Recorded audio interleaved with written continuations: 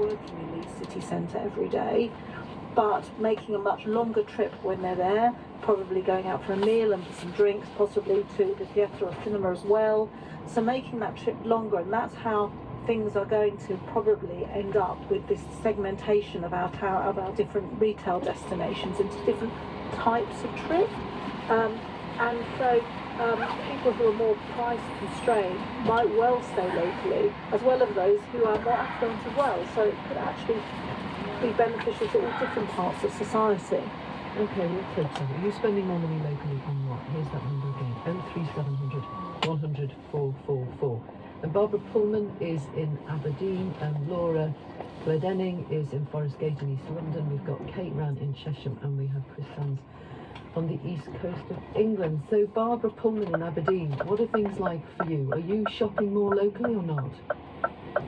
Yes, well, I would certainly try and support the shops locally, but the point I wanted to make was that I think local authorities have got to look at what they're doing to encourage people into town. And here in Aberdeen, we've had something called bus gates introduced, which is restricting motorists on familiar routes. And I think people have lost their confidence coming into town now because they worry about fines. It's also made the bus journey has been redirected as well. So you find yourself now having to get off and walk farther or stay on the bus for longer. And I just think it's quite frustrating when we've got local groups, local action groups trying to do everything they can to boost sales and activity in the city centre, and to have these restrictions brought about by city council that are really stopping people coming into town. So you worry about the town centre of Aberdeen? Yes. And do you think we've got everything there. We lost John Lewis just after COVID, which had a major impact on food. But I just don't think it's helped by car parking charges, traffic restrictions, and altered bus routes. Do you have this local high street thing going on in parts of Aberdeen, or is it just not that big a city? I don't know it. Well, it's a city, the population's 250,000. Yes, it's big. So we do have we have a major, we have our high street is a mile long, very wide street. Part of that's been pedestrianised. A lot of the retailers have moved off the high street and moved into shopping malls, as is the case in so many cities. So our high street is a little bit tired, but nevertheless there are independents moving into the west end of the high street, which is absolutely fabulous to see, and we should all try and support those. But certainly, yes, the city centre tends to be made up of 3 or 4 shopping malls. But Barbara, are there small local high streets in the suburbs? Yes, and I think a lot of people are now finding it actually easier to drive small towns outside of Aberdeen, like Inverurie, Stonehaven, places like that, because they find it's nice to walk around. There's a variety of shops. Obviously, the big multiple retailers aren't there. There's a good selection, and they feel comfortable, they feel happy, and they can drive out or possibly take the bus or whatever. Thanks so much for that. Thank you. It's really interesting. Laura in East London, in Forest Gate. Forest Gate, very much on the up and up, isn't it? Or so I read. Where are you shopping? So I do shop very locally. 13 years ago, myself and a friend, in conjunction with the council, set up a local market, which sells bread, olives, veg, things like that. So you set that up yourself, did you say? Yes. Wow, yes. well done. And still volunteer in it every week. And you can get books and clothes. I would say since COVID, we've had less people shopping at it. And I think people are still doing online shopping locally. So which I think is a real shame, but I think they've got into having the veg box and having their Tesco delivery, which they didn't necessarily do before. Yeah, that's something we haven't talked about, the growth in online grocery shopping. Yeah. That's an interesting point that you make. It's definitely affected the market. Let me bring Chris Sands in, because he is from Totally Local, which is a pressure group, isn't it, to campaign to help local high streets. Is that right, Chris?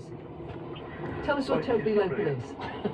Totally Local, yeah. It's not really a pressure group. It's we just help people come together to collaborate to make their high streets better. Really, we work purely with independent businesses, and the independent businesses are the ones that are thriving. Not all of them, but the places that you're talking about, they get your town gets better if your independent high street is better. It's a real simple thing, really.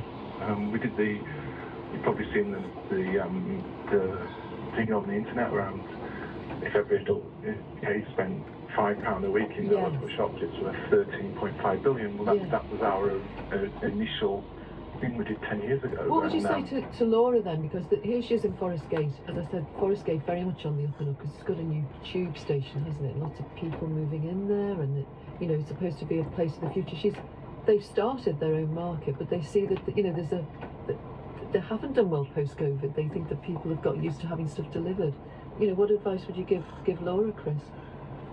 I think it's around messaging, because we find that almost everybody wants to support their local businesses. We've found that, ours is basically a marketing campaign for small towns, and if you get the messaging right, and if you get people collaborating and looking at your town as if it was a big business rather than lots and lots of small businesses trying to compete with each other, if you turn around and say, look, we're all in this together, we start working together, we use the same messaging, we promote each other, which is one of the things that we've really seen makes a huge difference when the local pub promotes the local coffee shop across the road, and the butcher promotes the veg shop. When you start doing that, you see a real difference. Laura? Yes, I think, and we do work together. I think you're right. Looking at it as a whole does help. And some of the local shops, we've got a very nice deli that has a refill station and cafe, and it had a stall at the market just to sort of test ideas out first. And we've got some very nice bread bakers that also deliver bread to the market. So I think looking at it as a whole is good. I'm hoping coming on this programme will remind people that they only have to walk to the top of the road and on a Saturday and come and buy things. Let's ask Diane World. Diane, where are we with that online shopping for groceries? Because that was a huge thing. Well, it seemed to be a very big thing during COVID because, of course, everyone was desperately terrified of going into food stores. But actually, what we saw was that there was about a 20-30% increase in food shopping, and it peaked at about 12% of total food shopping was online, so not a huge amount, and now it's dropped back to 9%. So where is it compared to pre-pandemic, though? Is it bigger? Well, it's about very slightly bigger. Not much. Yeah. And likewise with non-food online shopping, that is bigger than it was. So pre-pandemic, it was about 19% of total non-food shopping was online. It's now about 25%. But I've done some work looking at the trajectory of growth had it continued without the pandemic, and we'd actually be at a higher level of online spending than we are currently. So actually, in terms of the growth trend for online, it hasn't really grown any more than it would have done had the pandemic not happened at all. How would you explain what's happening then in Forest Gate? Why would Laura's Food Market, which got off to a cracking start, be in the doldrums now? That may be a local predicament. That may be because the local demographic has shifted. It may be because it's becoming more gentrified. There are a lot of young people who possibly have gone back to the office more, and so therefore aren't at home as much, because there is a great push in London to get people back into offices. So it might be a much more local factor than perhaps we're giving it credit for, and it might be product ranging, As Chris said, it might be messaging. So those factors need to be allowed for. So I think that generally food shopping, only a small proportion is online, with the vast majority in store. But it's about where people want to spend that money, and it could be where critical mass is, of course. If they've got some good competitors in Forest Gate that's competing with the market within the town centre, that could be causing a local competing situation there. Yeah, so difficult, isn't it, Laura, retail? It is. Yeah, who would do that for a living? Well, It's a complicated well, I business, mean, retail. and it isn't a living to me. It's on. Yeah, I do it well, good for voluntarily. you. But I do think I wonder if it has run its course, perhaps. You know, I mean, quite a lot of the stalls are for charity, in fact, and that's one of its sort of selling points in the beginning. I mean, it's still, it's still lovely when we have new cyclists who come and then bikes, and there's a bit of a buzz around that, and then more people come in, and sometimes we have music, and that brings people in. But yeah, it does feel different. Well, Laura, Chris, thanks so much for that. Kate, Ryan in Chesham, I know that you organise a local festival there, don't you? Tell us about that. Yes, we've actually just finished the first inaugural Chesham Fringe Festival. We've had a committee of 6 but a volunteer team of 100, and we just finished yesterday evening, so feeling a little jaded this morning. Well done, how did it go? It was amazing, actually. A huge buzz in the town, and that was really one of the drivers for it, to raise community spirit and engagement. But also it's about high street regeneration. And we've had some great anecdotal evidence. One of the pubs said they'd had literally their best ever day, which beat the day that they had over the Jubilee by several £1,000s. Another pub said that they pulled in about £4,000 more than they would normally expect on a bank holiday Saturday. So we really did manage to bring a lot of people to the town, and it's a lovely town with lots of great things to do. We tried to make it really accessible for people as well. So we had, it was actually more than 100 acts across 10 venues in Chesham. So it was a kind of Edinburgh festival, but for Chesham. Exactly. But more than half of those acts were free fringe. So you could come down, you could listen to some music, you could let expose the kids to a bit of theatre or a bit of spoken words, literature, some poetry, some music, some comedy. There was something for everyone, and we really tried to make it accessible. And hopefully we really got a lot of people into the town to enjoy that. Pete Brown, we're just hearing now from Kate about a pub that through that festival had more people come through it than any time since. What did you say? The Jubilee? Queen's, what was it? Golden Jubilee? Anyway, one of the Jubilees. She had they were all wonderful. Pete, is there a difference between a good local pub and a good city centre pub? There definitely is, I think. A good local pub has to cater for the entire community. You're a lot more likely to see multi-generational groups drinking in there. Whereas I think city centre pubs tend to be a bit more streamlined and focused in their offering. You get the big high energy venues, you get a music place, you get a sports bar, and they cater to kind of a sliver, a demographic sliver. Whereas the community pub has got to serve the whole community, and I prefer the community pub really, because it's you're more likely to meet more different and interesting people. You wrote that report for Sheffield University about the impact that the micro pubs and breweries have had on the local economy of Sheffield. I mean, it was extraordinary, wasn't it? Yeah, I mean, it's a very interesting thing. We've been talking up to now mainly about suburbs where people live. The other thing that in big cities is post-industrial areas, and Sheffield had an awful lot of post-industrial space where the steelworks used to be, which has just been kind of sitting there empty and dead. And it's a national trend, well, it's an international trend, but it's particularly noted in Sheffield, that breweries, out of necessity, have to go to these very, very cheap spaces to set up, so industrial estates in suburbs and places like that. And when they set up, they tend to set up a tap room so that people can come and drink in the brewery, and that brings people into these areas where no one's gone for a very long time. And there's about 3 or 4 suburbs in Sheffield now where the brewery went in first. That starts to attract people, so then a coffee shop opens up next to it, then a bicycle shop opens up next to it, and suddenly you have this kind of thriving alternative to the town centre. Lots of creative people moving because the rents are cheap, and then you get these thriving areas that kind of appear very organically. Tell us about Chesham, Kate. I mean, who lives there? What kind of people? Well, interestingly, one of the things that we were trying to do as part of the event was sort of raise the profile of the town as a hub for creativity. There's, it's a great place to live if you go into work in creative industries in London, but also we've got a lot of film studios in the local area in Buckinghamshire. So it is a very creative place. We certainly didn't have any problem finding acts. So that was really good. I wanted to relate back to something that one of the earlier callers said as well, which is about local authority support. Yeah, that was Barbara in Aberdeen, wasn't it? So, go on. Yes, absolutely. We wanted to give a massive shout out to our local Cheshire Villages Community Board, who gave us a huge amount of support and really enabled us to do this, along with the Children's Society. We also had was sponsored by Brewdog. We had a Brewdog bar, which was very popular, and other local businesses sponsored us too. So we really had the support of the community, but without the community board, we really would have struggled. So many thanks to them. Oh, okay, well done. Thanks so much for coming on. Where should we go to next? We have got Linda Bush on the line, who's in the Isle of Wight. And Linda, tell us what's happening in the Isle of Wight with shopping local. Shopping local, I have a local shop that was opened about the same time as the pandemic, which is not very good timing. The local convenience store shut, so the village got together to fund the opening of a community shop. Gosh, wow. It is really thriving. It's only, well, it's almost next door to me, so I'm rather spoiled. And what does it stock? As much local produce as they can. At the moment, we're full of Isle of Wight asparagus. Oh, lovely. And they sell a lot of dairy products.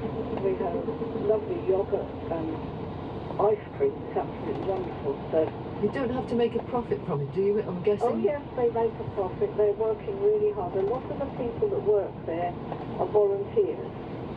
And because of the demographics of the place, a lot of them are sort of in their 70s plus. So it's given them a new lease of life. And the shop itself, really, to be honest, has become the beating heart of the village. But it's also a holiday place, so you never know quite how many people are going to be here at any one time. The other thing that I think is brilliant is that the local second homeowners put their name forward on the list of volunteers, and they do a couple of shifts every time they come down. Well, that's So lovely, isn't it? That adds to the community spirit. You know, it's good. Yeah, because the second homeowners, they can be people when you live in a village that you never see. Yeah, no, a lot of people moan about them because they say they buy the houses that we can't afford. But they spend their money in the But village. they spend their money in the village shop. So I'm, not, and is their time, which is even better. Thanks so much, Linda, for telling us about that.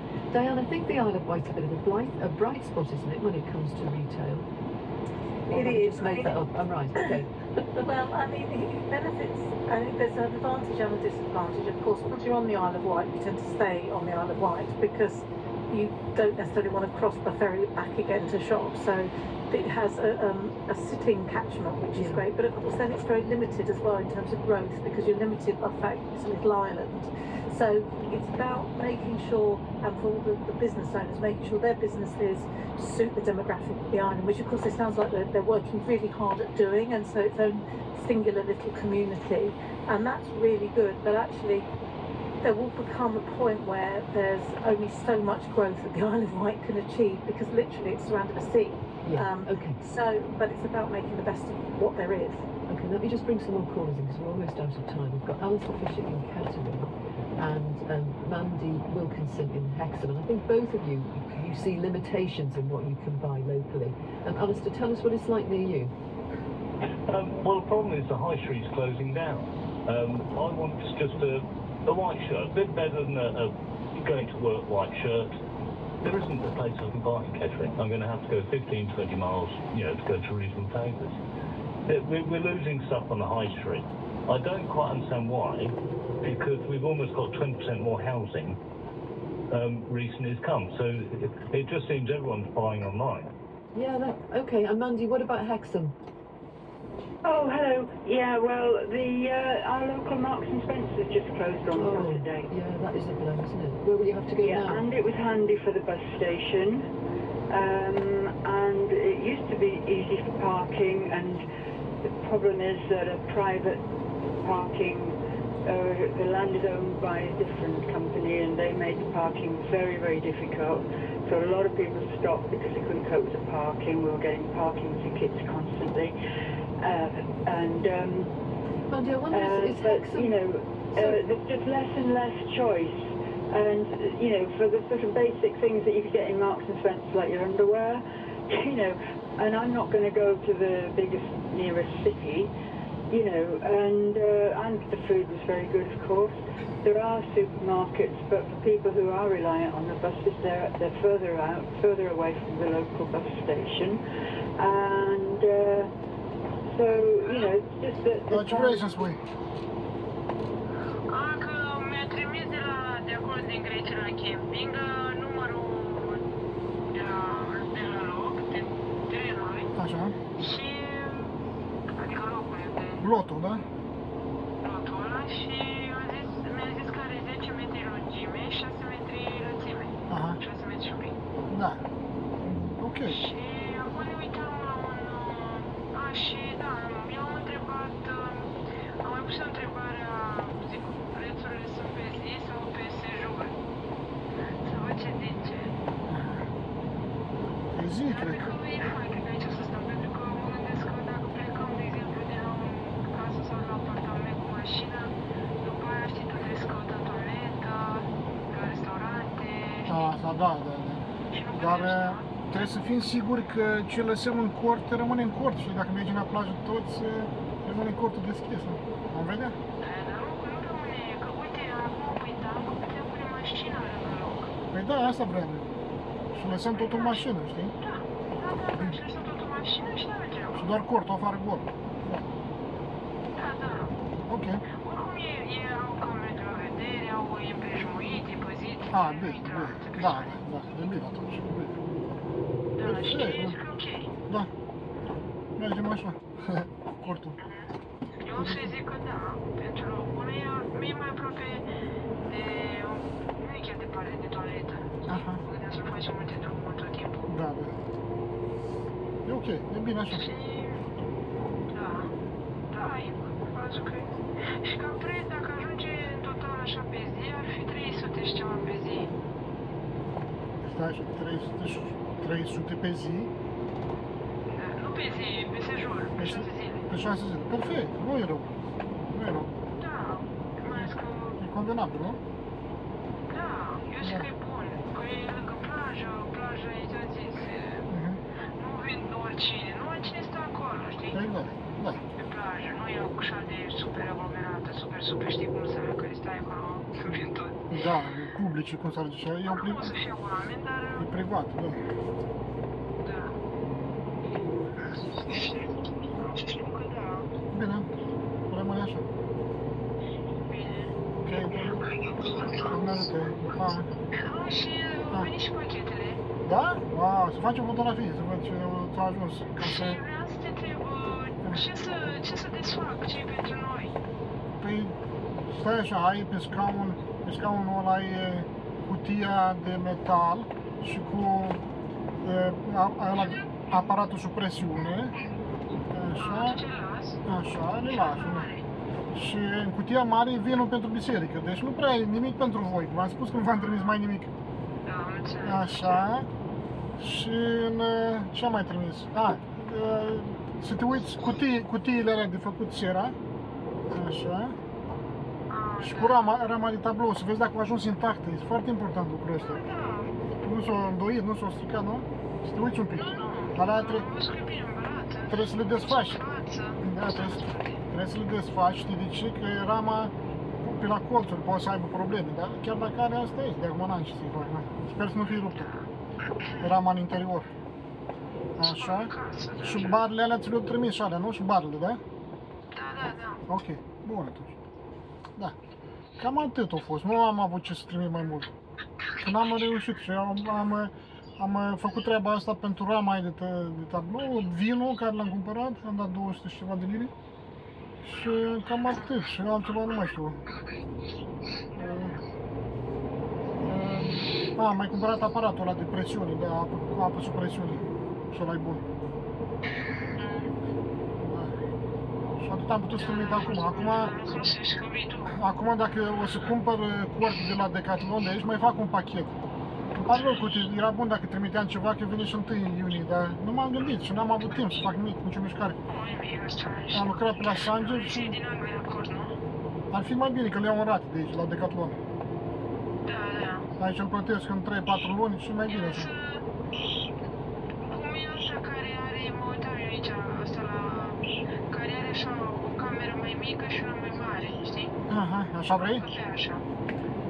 Da, ca să avem noi separat cumva. Așa sunt, Și... da, păi asta zic, că sunt cu 3 camere de fapt. O cameră mare, o cameră mică și una de un fel de hol, așa, știi? Care stai acolo cu masa, cu scaunele. Da, am văzut, da, aveai și tu, dar oricum trebuie să iei mai mărișor să încăpem să dormim, da? Da, clar. Acum să vedem cu Și saci de dormit și saltele, să vedem ce luăm. Păi asta vreau să zic. Dacă găsești tu să iei genul ăla, cum ai luat, care au una cu cuburi, știi? Da, Mai subțiric așa. Din aia. Din aia așa, e? Și ăla fiecare. Aia e cam scumpă, e vreo 50 de lire fiecare. Dar o să văd, da. Poți să iei, dacă se cadrează și una mare de 2 metri, știi? Să așa, trebuie să fie 2 metri cu 2 metri, am văzut că era. Da, o să mă uit eu care dimensiunea camerei acolo. Da, pe asta, să cap în camera aia. Exact. Fetele ar dormi pe 2 metri cu 2 metri, știi? Am văzut că e camera și la noi era 1,40 m pe 2 metri. Da, am înțeles. Trebuie să ne luăm niște lanterne, ceva, să avem cu noi noaptea, să fie lumine acolo. Ei de acasă. Luăm buteliile alea de gaz. Și trebuie să folosești și o să fie frumos. Asta, da, o să fie nevoie, pentru că o să avem nevoie de mișcare pe acolo, noaptea mai ales. Da, vedea. Nu e all inclusiv, știi? Sperăm să avem curent acolo, să ne putem încărca telefoanele, să ne putem încărca... Da, păi, curentul are chiar locul ăla atras și apă. Aha, și trebuie să ne luăm un prelungitor cu noi, e? Da, prelungitor trebuie, da. Prelungitor cu triplu din ăsta, ca să avem cât mai multe de băgat în priză. Interesant. Și apă tot așa cred că au acolo. Da, apă este, sunt toalete și dușuri. Și dușuri, da. Pentru urmat și Noi pentru ne luăm o masă, ne luăm aragazul ăla portabil cu noi, dacă vrem. Noi facem câte ceva acolo, dar nu prăjit neapărat, și pregătim și noi ceva ce avem nevoie. Un ochi dimineața. Luăm niște vase din asta de hârtie și le aruncăm de fiecare dată, nu le spălăm, știi? Da, din astea de euro folosite. Exact, de hârtie. Știi, ne luăm vreo 200 de cartoane de alea. Și ne facem salate, ne facem tot felul de chestii. Asta e extrem de bun. Brânzeturi, vedem, da. Ne descurcăm, eu zic. Ne descurcăm, da, cum să nu. Bine, că avem un pic de treabă, știi, nu e că stai degeaba, știi, să servește ceva, dar... Da, asta așa. Dar parcă e mai faină și... Și avem câteva ore de stat la plajă. Da. Să fim noi, adică câteva ore continuu, știi? Mai ales dimineața, da. Și important e să vedem alte zone în care pe viitor să venim și să stăm mai bine, nu? Acum mergem așa. E prima dată. Aici sunt doar 6 zile, 6 nopți. Da, 6 nopți. Disponibil. Da, am înțeles. Probabil noi dacă restul mai mult, vedem. Da, nu, dar 6 nopți ne ajunge, eu așa zic. O să fie acolo și căldură și stăm și în afară. După aia ne așteaptă două nopți de drum când plecăm de acolo, știi? Asta e fost. Și o să fie aglomerat un pic, că toată lumea se întoarce din vacanță, că încep copiii școala și atunci o să fie aglomerat un pic. Dar vom vedea, sperăm să nu fie probleme. O să stăm puțin la coadă, asta e. Da, la văm pe acolo, să vedem. Vămile sunt periculoase. Trebuie să trecem toți la vam, să dăm toate pașapoartele. Controlează mai ales pe Gheorghe. Să văd dacă are pampers curat. S-ar putea, da. Noi ne uităm, cred că ți-a trimis și ție un mic scurt video așa de 11 minute de acolo. Da, dar n-am văzut spectacole. Am văzut doar așa, prezentare și era pe acolo. Cânta cineva acolo. Aha, da, e posibil. Au mici scaune din astea, un restaurant așa mic. Da. Dar prețurile sunt ca în România, deci nu sunt... Litoralul din România? Sau România de Lidl? România în oraș. Aha, e ok atunci, nu e rău. E bine ca preț. Doar și știi cum e la noi. Trebuie să ai vreo 150-200 ca să te mănânci tot familia, știi? Da, masă. da. Cam așa e. Da, vedem, dacă nu au ceva, o pizza de undeva sau... Salate, multe salate. Bine, dar voi o să mai mâncați și altceva, nu numai eu o să mănânc salate, că îmi place să mă aliment. Și noi, tot așa. Da. Eu luam un castronel. Niște conserve, putem lua niște... Păi exact. Punem salată, știi? Mult pește. Mâncăm pește, nu este salată. Da, Orez. Lidl, mai Să avem mult orez din asta, este orez gata făcut și numai îl pui acolo și îl amesteci cu salată și tot e foarte bine. Da, da. Paste din astea care noi putem lua făcute deja. Astea sunt ușoare, știi? Și seara stăm la un par de suc. Vedem. Seara ne uităm la mare, asta că am vrut mare, stăm la mare acolo până ne bălăcim de 2 ori pe zi. Da. Bine, v-am pupat, Doamne ajută! E de ușă, mă, Doamne ajută.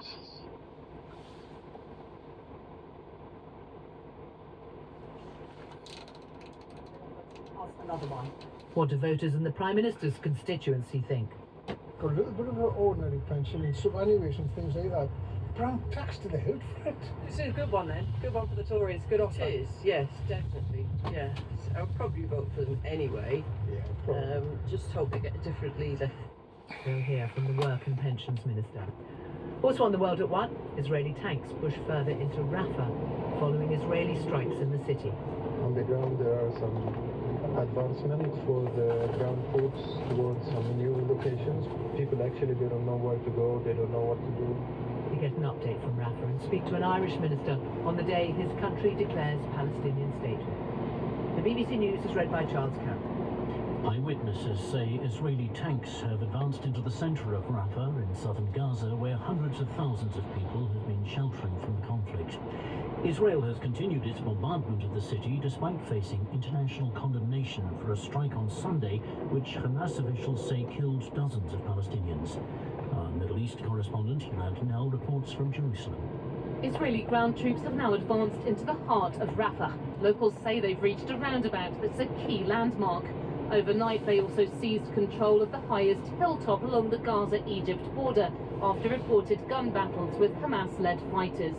Intense Israeli airstrikes and artillery fire have sent thousands more Palestinians fleeing from the west of the city, including from a tent camp where an Israeli bombing on Sunday ignited a huge blaze, which the Israeli Prime Minister Benjamin Netanyahu described as a tragic mishap.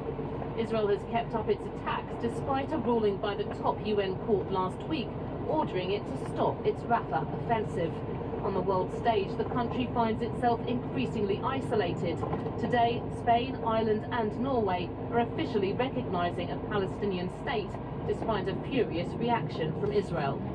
The Shadow Chancellor, Rachel Reeves, has said Labour is now the natural party of British business.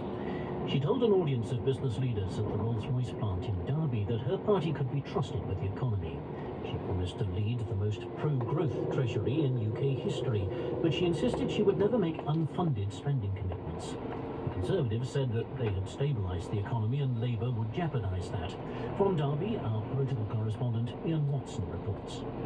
Rachel Reeves delivered a speech flanked by mighty turbines, perhaps an appropriate backdrop for her to announce her intention to transform the Treasury into an engine of growth.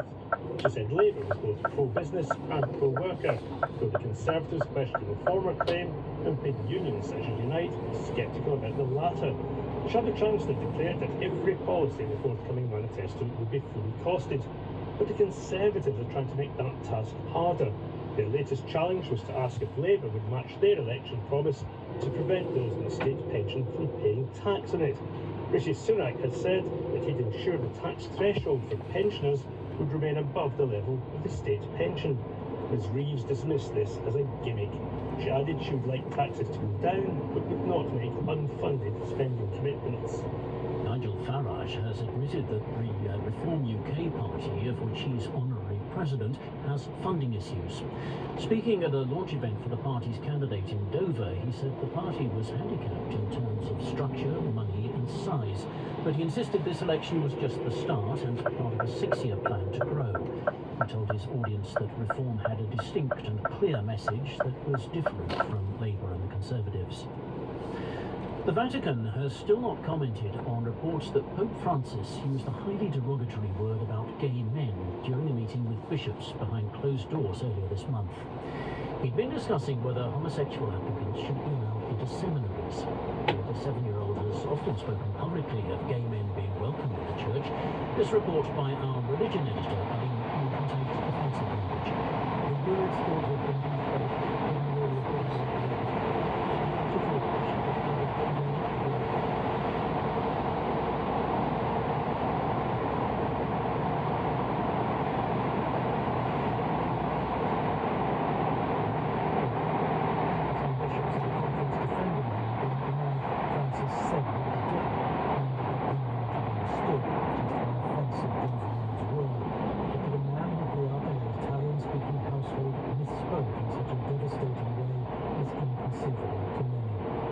There's already been disappointment expressed by some Catholics that what the Pope says has ramifications far beyond the Church. The Vatican has yet to comment.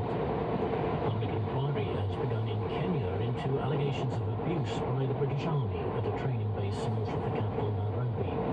Hearings will examine historical allegations of misconduct by British soldiers based at the site, which was set up in the 1960s. They include murder, sexual assault and torture.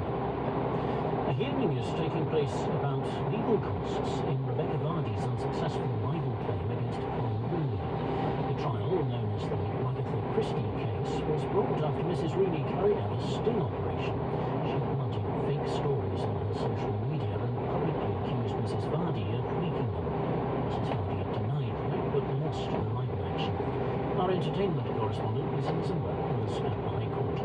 This morning saw argument over a 2-day hearing in February 2022, which dealt with an unsuccessful attempt by Colin Rooney to, amongst other issues, add Rebecca Vardy's agent to the case.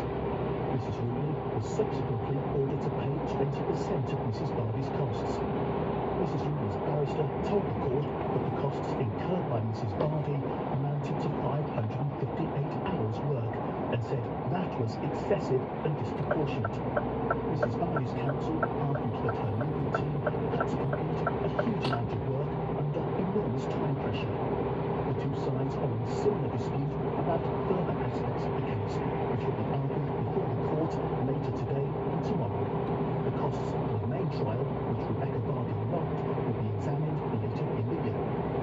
Residents in parts of Staffordshire have been asked to look out for dark, shiny rocks that stand out after a meteorite was suspected to have landed in the county. A bright fireball was seen over the Midlands earlier this month and may have come down around the Blythe Bridge in the Toxteth area. Anyone who thinks they might have found remnants of the rock has been urged to contact either the UK Fireball Alliance or the Natural History Museum. Thanks very much. After a weekend talking about national service, there was another new policy promise from the Conservatives this morning. They're calling it a triple lock plus. What it means is that those on the state pension won't get dragged into paying tax in 2027, when under existing government policies, pensions will rise above the tax-free personal allowance. In Staffordshire this morning, the Prime Minister told the staff of a pottery-making business that he was on the side of pensioners. Actually, you've seen our announcement today, the Triple Lock Plus, where we're going to raise the threshold, make sure that pensioners get a tax cut and they will never pay tax on the state pension, as well as the Triple Lock going up. Right, so those of you who are thinking about the future, thinking about your parents under the Labour, the potential future Labour government, pensioners will start paying tax. That will not happen under us. We should be clear, this is not a tax cut. It is preventing a rise in the future of £100 for every pensioner affected, at a cost to the government of £2.4 billion. At Rolls-Royce's plant in Derby, the Shadow Chancellor, Rachel Reeves, refused to match the Conservative pledge. Today is just another desperate gimmick from the Conservatives. Even before today, they had racked up £64 billion of unfunded tax cuts, and last night they offered us another one. The only reason that pensioners are looking for the first time at paying income tax on their basic state pension is because the Conservatives lost control of the economy, saw inflation soaring, and they have chosen to freeze the personal allowance, not just in this Parliament, but going into the next Parliament as well. Now, I've been really clear, I want taxes to be lower, but I'm not going to make any commitment where I can't say where the money's going to come from. What she did set out was her plan to lead the most pro-business treasury our country has ever seen. And after the weekend, when Labour pledged not to increase income tax or national insurance, she promised not to increase corporation tax. Today, I want to put forward a simple proposition. That this change Labour Party is today the national party of British business. And I want to set out the central economic fault line in this election. The choice of all the British people on the 4th of July. 5 more years of chaos with the Conservative Party leaving working people worse off. Or stability with a plain Labour Party. Her speech came after 121 business figures, including Wikipedia founder, signed a letter endorsing Labour's economic plan. So, what of the latest policy offer from the Conservatives? Janet Cunningham is a research and data analyst at Norman Common. I asked her about the thinking behind the Conservative triple lock plus pension policy. We see a lot of goodwill from younger generations towards older generations. So younger people want their parents and their grandparents to be treated fairly, but we don't necessarily see that goodwill running both ways. Older people might be more likely to say that they are going to vote for the Conservatives if they give them this offer. We were talking to some people in Whitby after the spring budget earlier this year, and someone there told us that Jeremy Hunt had reduced the national insurance, but that he hasn't done anything for the retired person on a pension. He hasn't done anything for me. So older people definitely want to see something geared directly towards them. Okay, so this is exactly the sort of thing that might work. Yes, and when we look at the people who voted for the Conservatives in the 2019 election, who they're looking to keep in this one, we see that men are more likely to have switched to either Labour or Reform, but we see that women are actually more likely to have switched from Conservative to Don't Know. We call these the Whitby women. They're women who tend to be in their 60s, they own their own homes, and they didn't go to university. And this is the core group of voters that the Conservatives are going to have to keep in order to retain those 2019 voters. What about the decision on having a national service, which is it's targeted at the young? Is it designed to appeal to older people? I would agree that it is. When we talk to voters and focus groups across the country, a lot of older people say that they feel like they've put in the work for this country, they've worked for 30, 40 years, they've paid their taxes, and they feel that younger people aren't necessarily holding up their end of the bargain. And so, when we look at this group of voters, are the people who would be affected by this announcement, a lot of them are not old enough to vote, and so really we're looking at this being targeted at the older generation, who, again, as I said, the goodwill doesn't run both ways. Does it work though? I mean, is it something that Labour need to think about matching? I think that it will be important for Labour to have some offer for social cohesion. We've seen a very couple of divisive years in this country, in between Brexit and then COVID and now conflicts abroad. We're seeing that people aren't mixing with those outside of their social groups as much. They mostly hang out with people who agree with them politically. Whether or not this national service idea is the right way to go forward, I think it will be important for Labour to offer something to this country. The two main offers we've had from the Conservative Party, are they trying to appeal to their base? Is this just trying to secure people who have historically voted Tory? Yes, absolutely. Earlier this year, we tested the most popular hypothetical policies in both a Labour and a Conservative